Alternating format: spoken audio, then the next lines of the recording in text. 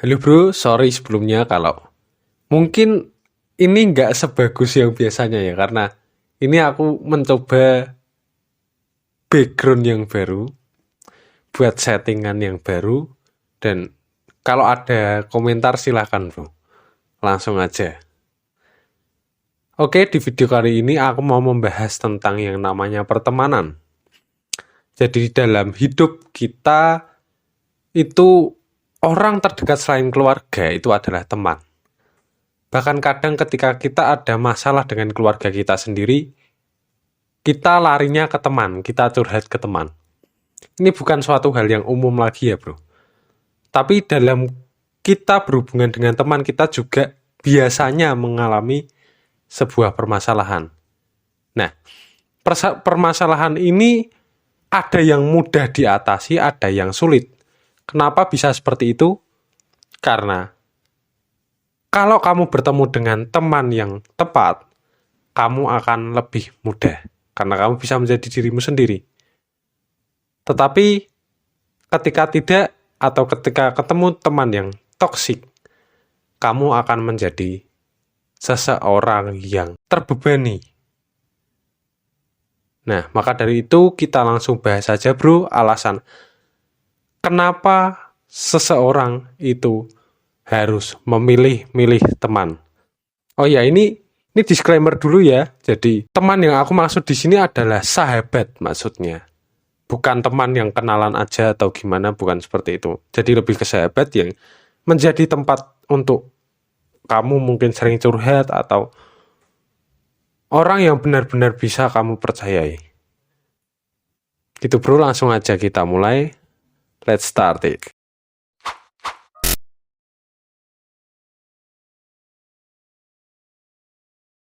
Jadi yang pertama kali aku mau bahas adalah negatifnya dulu ya.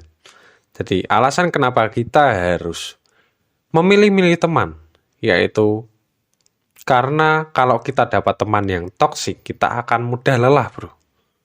Lelahnya itu bagaimana? Jadi misalkan gini, ada contoh nih, si Lintah misalkan. Bahasanya gitu, aku dapat di kompas.com.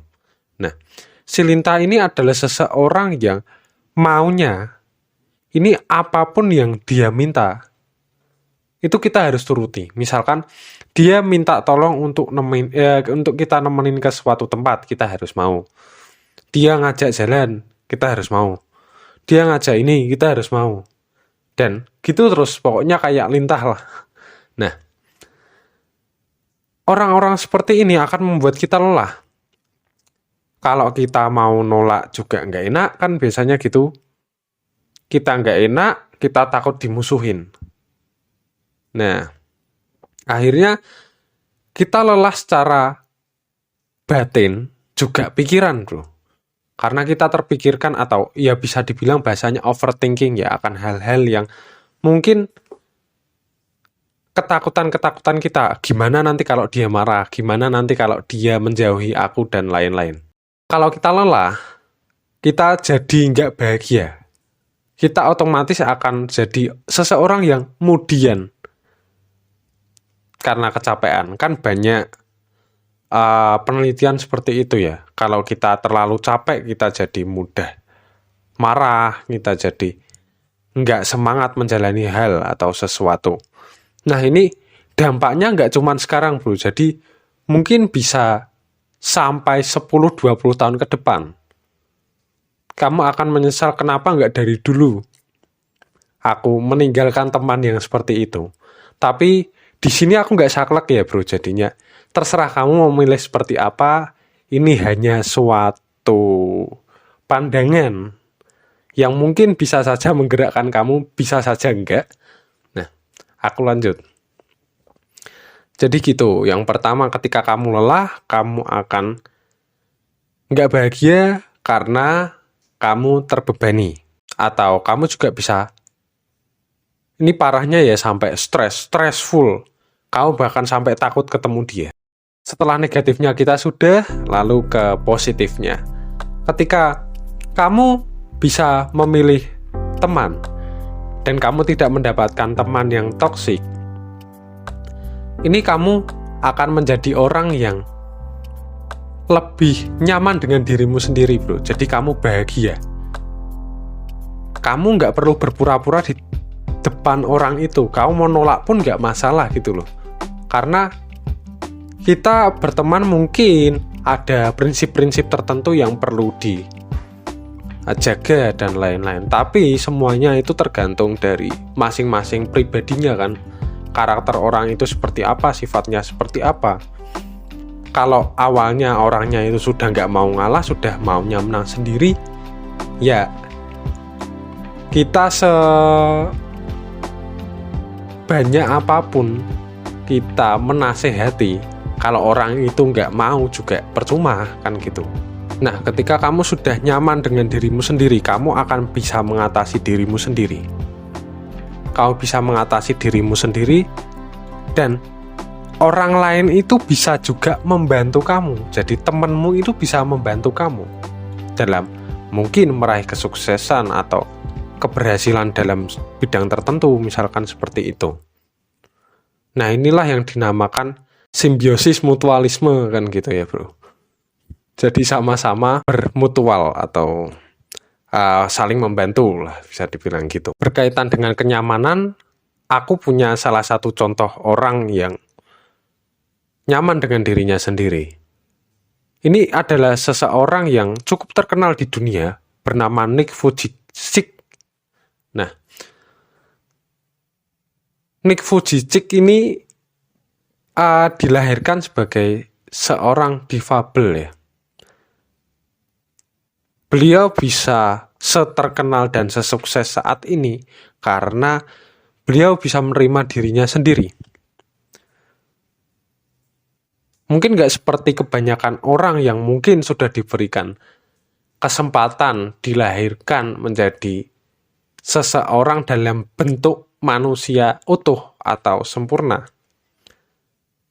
Tapi masih mungkin, ya aku juga merasakan itu sih bro, aku masih mengeluh dan lain-lain.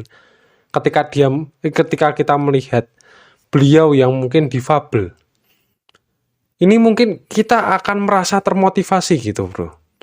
Orang seperti itu ketika bisa menerima dirinya sendiri, bahkan mohon maaf, mungkin ada bagian-bagian tubuhnya yang kurang sempurna, itu aja bisa membuat sebuah buku yang begitu fenomenal di dunia dan cukup terkenal.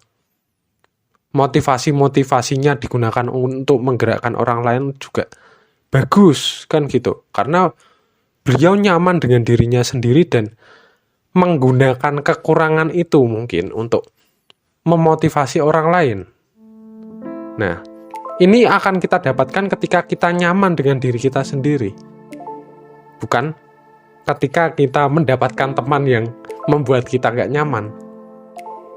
Ketika kita salah dalam memilih teman, mungkin kita memilih teman yang toksik, yang dijadikan sahabat untuk kita curhat dan kita percayai, justru menjatuhkan mental kita. Mungkin kamu juga pernah merasakan seperti itu ya. Jadi semuanya tetap pilihanmu bro. Kembali lagi, untuk bergerak atau enggak ya aku nggak bisa memaksakan juga ya, tapi ya terserahlah. Nah, lalu lanjut ke yang ketiga, untuk meraih cita-cita. Setelah sebelumnya aku ceritakan tentang seseorang bernama Nick Vujicic ini, juga ketika kamu sudah memiliki cita-cita tertentu, ini kamu memang benar-benar harus memilih sahabat yang benar-benar bisa kamu percayai, yang benar-benar gak toksik kalau bisa gitu loh. Kalau bisa justru seseorang yang bisa membantu kamu di saat mungkin kamu kewalahan akan urusan duniawi. Misalkan kamu kerja capek, lah mungkin penyemangat, misalkan seperti itu. Atau mungkin hal-hal lain yang kamu kurangnya di mana dia bisa melengkapi, ya layaknya pasangan lah. Nah, sahabat ini bisa berupa pasangan kita juga. Kita sering mengenal dengan namanya sahabat hidup ya, atau teman hidup. Ini ya hampir sama seperti itu, tapi it's okay, nggak masalah kalau kamu yang belum punya pasangan. Dan nggak perlu terlalu ngoyo juga untuk nyari hal seperti itu. Kalau misal kamu memang belum bisa mendapatkan teman yang baik, ya yang nggak toksik, ada baiknya kamu lebih bisa mengendalikan diri sendiri dulu aja. Nggak perlu harus, yang penting aku punya teman gini. Teman kayak gimana aja, nggak apa-apa. Oh, hati-hati bro. Nah, lebih baik kamu atasi dirimu sendiri, coba atasi dirimu sendiri, terima segala kenyataan yang ada, terima dirimu apa adanya, dan jadi dirimu ya, mungkin aku bisa bilang ya. Lalu, selanjutnya, teman itu mungkin saja bisa datang sendiri karena karaktermu, kepribadianmu. Oke gitu bro, semoga bermanfaat dan bisa membuka pandanganmu akan dunia hubungan atau dunia pertemanan ini. Ya semoga apapun yang terjadi di kamu ke depannya benar-benar sesuai dengan apa yang kamu harapkan. Itu bro, terima kasih sudah mendengarkan hingga akhir, dan jika ada komentar silahkan komentar di bawah di kolom komentar. Jika suka dengan video ini silahkan like, dan jika suka dengan channel ini silahkan subscribe. Thank you bro and see you.